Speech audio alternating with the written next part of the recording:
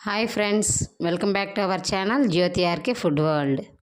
Summer వచ్చేసింది కదా, ఎండలకి అన్నము అలాంటివి ఏమి తినాలనిపించదు, చల్లగా ఏవైనా తాగాలనిపిస్తుంది. అందుకని ఈ వీడియోలో మనము సపోటా జ్యూస్ చేసుకుందాం. సపోటా జ్యూస్కి ముందుగా ఒక 5 కాయలని తీసుకొని శుభ్రంగా కడుక్కొని ఈ విధంగా పీల్ చేసేసుకోవాలి. సపోటా మన సీజనల్ ఫ్రూట్ కాబట్టి ఈ సీజన్ వచ్చినప్పుడు దాన్ని మిస్ అవ్వద్దు. ఇందులో ఐరన్, పొటాషియం ఎక్కువగా ఉంటుంది. విటమిన్ ఏ, విటమిన్ సి కూడా ఎక్కువగా ఉంటుంది కాబట్టి ఎముకల దృఢత్వానికి కూడా చాలా మంచిది. అందుకే సపోటాను అసలు మిస్ అవ్వద్దు.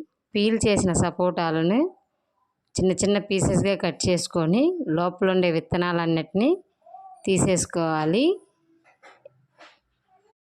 ఇందులో విటమిన్ ఏ ఎక్కువగా ఉంటుంది కాబట్టి కంటి చూపు కూడా మెరుగ్గా ఉంటుంది.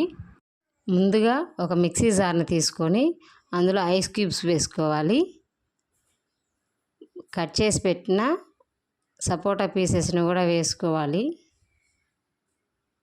సపోటా తినడం వల్ల ఇన్స్టెంట్ ఎనర్జీ వస్తుంది. అందులోనే కొద్దిగా పంచదారను కూడా యాడ్ చేసుకోవాలి. చేశాక కొద్దిగా పాలను కూడా యాడ్ చేసుకొని మిక్సీకి పట్టుకోవాలి. జ్యూస్ ఈ విధంగా వస్తుంది.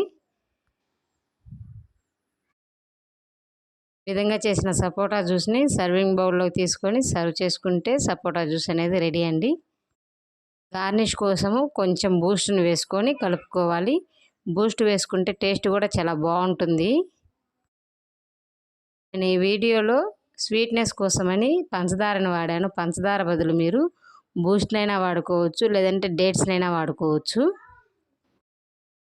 ఎంతో ఈజీగా టేస్టీగా చేసుకుంటే సపోటా జ్యూస్ రెడీ అండి. సపోటా తినడం వల్ల గ్యాస్ట్రిక్ ప్రాబ్లం తగ్గుతుంది, మలబద్ధకం కూడా తగ్గుతుంది.